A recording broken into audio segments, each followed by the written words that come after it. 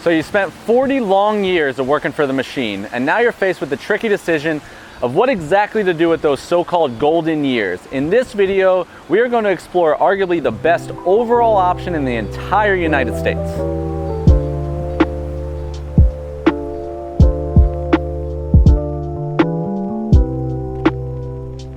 According to a recent study, Sarasota, Florida was ranked #1 overall place to live for retirees in the state of Florida, including top ranking in the United States as a whole. In this video, we're going to talk about everything that you should deem important: quality of life, recreation, food, healthcare, cost, and more. Hope this provides you some value and hope you enjoy. Let's start off with one of the main areas that folks typically deem synonymous with Sarasota, Florida, the beautiful beaches. We're actually walking past the private members only Ritz Lido Beach Club right here, headed out to the main Lido Beach.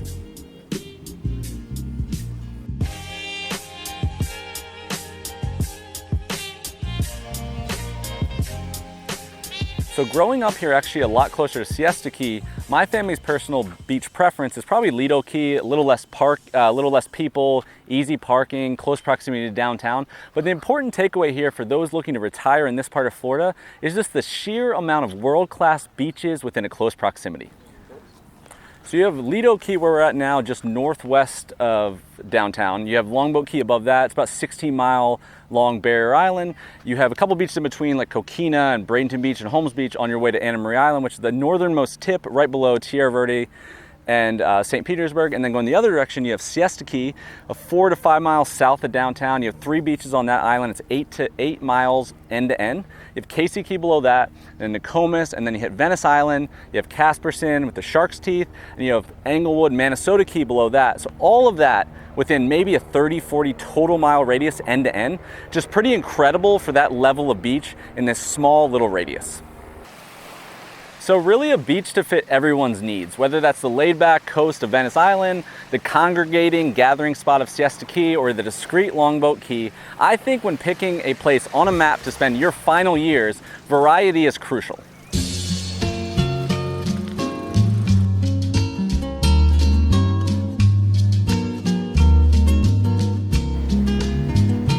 Another really interesting element of this city is actually the artistic foundation. Considered by many as Florida's cultural coast, Sarasota, Florida is known for its art galleries, museums, world-class performing arts venues, all within a very short radius. We're actually here at Alex Art off of Pineapple Avenue, downtown Sarasota. I think it's a great example of how this town exists.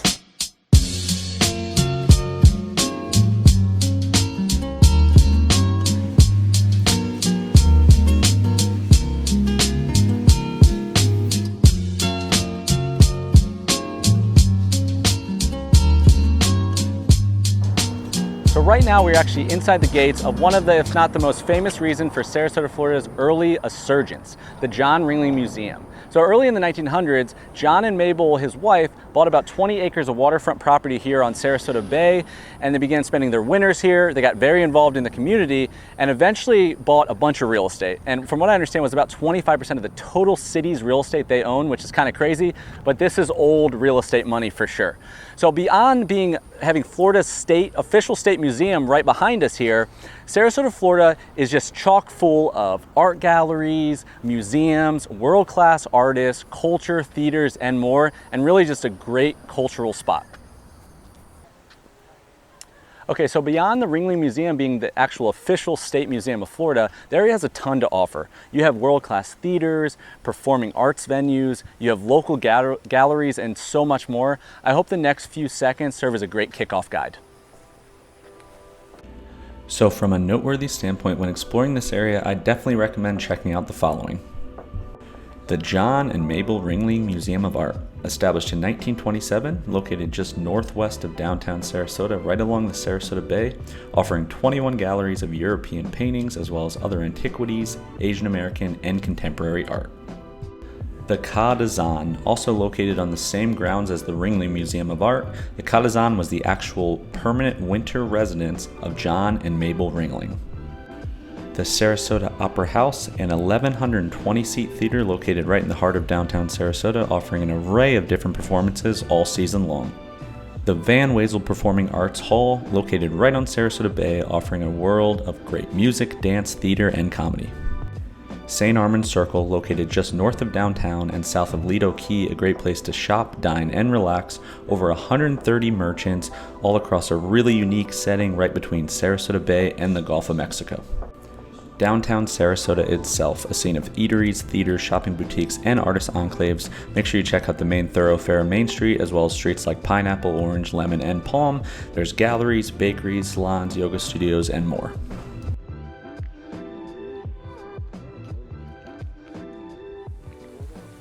So another really interesting facet of Sarasota, Florida is actually the nature aspect. I think when people tend to think of Southwest Florida, they kind of align the Gulf Coast beaches to being paramount, but I think many folks would be surprised about the sheer amount of nature-centric activities that this part of Florida offers.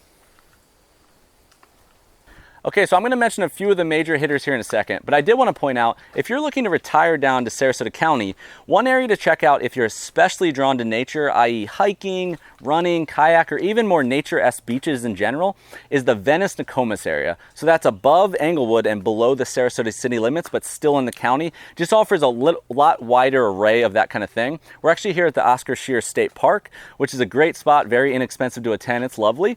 And this actually connects at a certain point to the Legacy Trail, which a lot of folks I'm sure have heard of, but that runs all throughout town. But just the Venice-Nokomis Osprey area in general might be a better fit. Okay, and kind of rounding out the quality of life for recreation and entertainment, I wanted to mention something for the animal lover in the family. So being an animal guy myself, one of my favorites in town is Moat Marine Aquarium, and actually their new location is going to be at Nathan Benderson Park, which we mentioned previously, up by the University Parkway area. But while in town, make sure you also check out the following. Beyond Moat Marine Aquarium, while you're also in town for animal lovers, make sure you also check out the Big Cat Habitat, which is a nonprofit safe haven for big cats, bears, and other exotic native animals in need. It's open from about noon to 4, according to their latest. Adult admissions $20, children's 3 to 12 are $10, and children 2 and under for free. And Jungle Gardens, located right along Indian Beach and Sapphire Shores near the Ringling area. It's a 170-acre semi-tropical garden that stretches right along the bay, mostly bird watching and kind of nice garden outside infrastructure. Also has alligator and deer, and their latest was about $12 to $14 for kids over 3, and about $19 to $20 for adults. And lastly, for the sports fanatic in the family, Southwest Florida is home to many spring training baseball facilities, and Sarasota is no exception. When in town, be sure to catch a game at Ed Smith Stadium, located just north of downtown Sarasota, home to the Orioles, which is cool. My family is from Maryland, and I was a big Cal Ripken fan growing up, so cool to see that. Not too far from town at all. Cool Today Park, which is actually in Northport, home to the Atlanta Braves. That is very, very close to the new downtown Welland Park area within Sarasota County. And also Lecom Park, which is in western Bradenton near downtown, home of the Pirates. Beyond that, you have plenty of spring training baseball right around, and as well as the Rays, professional team in St. Pete. You have the Phillies, you have the Red Sox, you have the Yankees, all within an hour, hour and a half at the most, so plenty of options for our baseball fans. Okay, beyond entertainment and outdoor recreation, Sarasota, Florida is actually a pretty great town for the foodie in the family as well. Many award-winning chefs, over 21 Zagat-rated restaurants, I think, which is pretty crazy in itself. Just a diverse experience for anyone's culinary tastes. Right over here actually is State Street, one of my favorite streets in all of Sarasota. It's in downtown. It's just kind of quaint. I don't know, I like it. But if you're basically planning on spending a lot of your retirement years restaurant hopping and cuisine shopping, I hope the following list provides you a great head start. For a night out, I definitely want to check out Indigenous in downtown Sarasota. It's a really unique spot, kind of hard to get into, but really solid. Selva Grill has kind of a grill and a lounge. That's just a couple doors down from my office off of Main, right near the Palm area. Jack Dusty was a great spot. Me and my wife went there for dinner a couple weeks ago. It's actually the bottom floor of the Ritz-Carlton, which a lot of people love. Right on the bay there, so that's a nice spot. Made offers really unique kind of drinks and food. Boca's one of my favorite spots. That's a place that I've mentioned a bunch of times that my son loves, who's only 3.5. But there's one in South Tampa as well, and that's a really nice spot in town to give a good downtown Sarasota feel. Melage, Sage, and the Columbia. The Columbia is in St. Armand Circle. There's a ton of those around. The one in Ybor in Tampa is actually, from what I understand, is the oldest eatery in the state, which is kind of cool. Home of the Cuban sandwich. And then for seafood lovers, seafood, I would check out Duval's, which is right in downtown Sarasota as well. Owen's Fish Camp is one of the most unique. It's in Burns Court, real kind of artistic looking place, and as far as village, and that area is like world-class seafood, but literally looks like a fish camp. Also kind of a cool outdoor area for kids if you have young kids. And then Walt's Fish Market, kind of grew up eating that kind of stuff. We always got blue crab from there. I'm from Maryland. And Walt's is south of downtown, right off of US 41. It's a market and a restaurant, more laid back scene there. After the beach, make sure you check out one of the many daiquiri deck locations. That gives you a real good Sarasota feel. There's one in St. Armand Circle. There's two in Siesta Key on the Crescent side and the North Village side. There's one in Venice Island. Also check out Siesta Key Oyster Bar or SCOB. That's right next to Daiquiri Deck in Siesta Key in the Village. That's a real cool kind of local feel to that place. And then also Dry Dock restaurant's pretty solid. If you're looking for something a little different, try Lila right on Main Street in downtown Sarasota over by Evie's. That's a real cool spot. I really like it. It's good food, especially if you have kind of sensitivity towards vegetarian or something like that. Tandoor Fine Indian Cuisine. Darwin Evolutionary Cuisine, kind of the guy that founded that, I believe had a big history of like restaurants locally here. That's a unique spot. I think it's off of 41. Next to the Chili's, and then you have Faux Cali, which is in downtown Sarasota, and then Antoine's Restaurant to finish it off. Okay, and you definitely can't talk about retirement in Florida without broaching one of the main subjects of financial stability. Okay, the biggest area here is going to relate way more to Florida as a whole versus just Sarasota. We're talking no state income tax, no Social Security benefit taxing, no pensions, no IRAs, no 401ks, no estate, no inheritance, and also pretty reasonable property taxes. This overall benefit, definitely against the perspective of people moving here from New York and New Jersey, Canada and California, Seattle, Europe even, is an overall benefit that you'll benefit from anywhere in the Sarasota area, anywhere in the Florida area, but definitely very important. Okay, so another element that's really beneficial to retirees in Sarasota, Florida is definitely the proximity.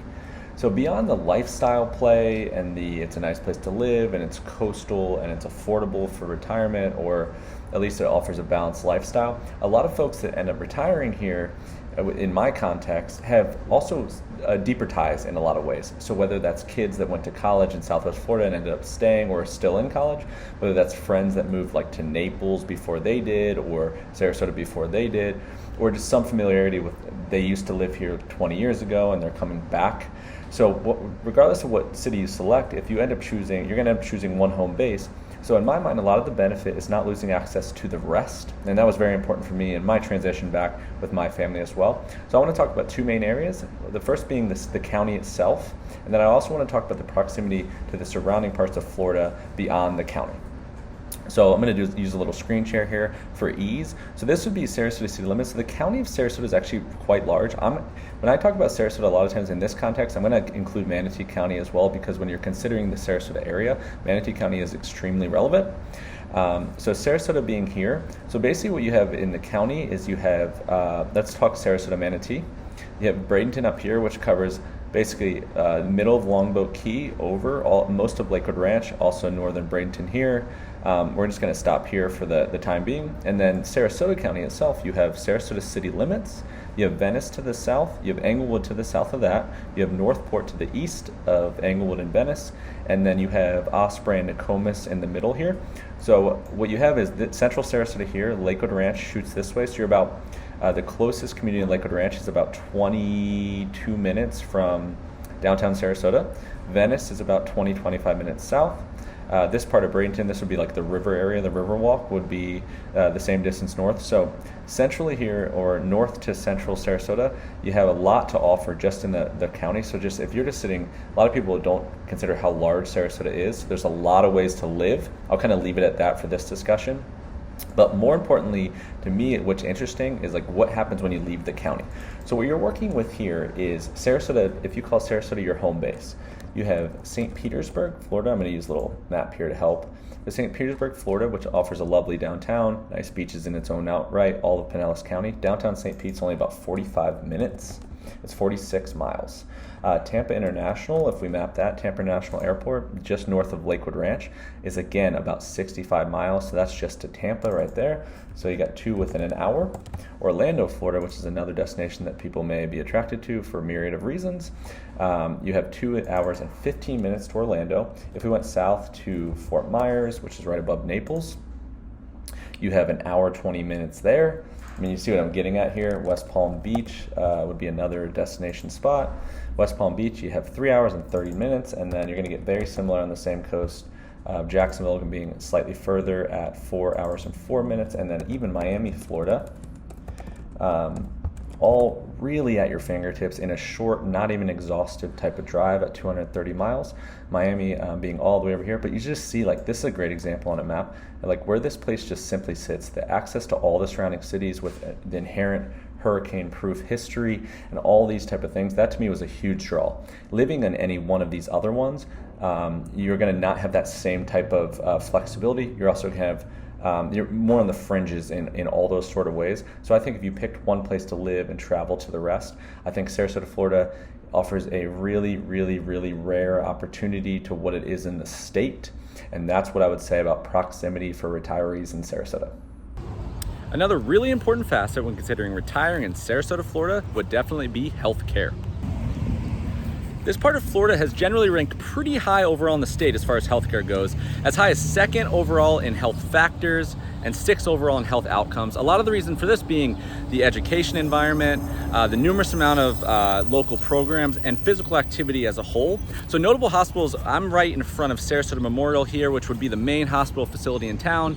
That's just outside of downtown, west of the trail in the Hillview Walking District. You have Doctors Hospital to the south, you have Venice Regional, and you have Lakewood Medical would be kind of our, the big mecca facilities, and there's numerous amount of independent facilities around. And then don't forget Tampa International just north of us, right outside the Tampa Bay district. So overall, a pretty solid environment for settling down in retirement and healthcare.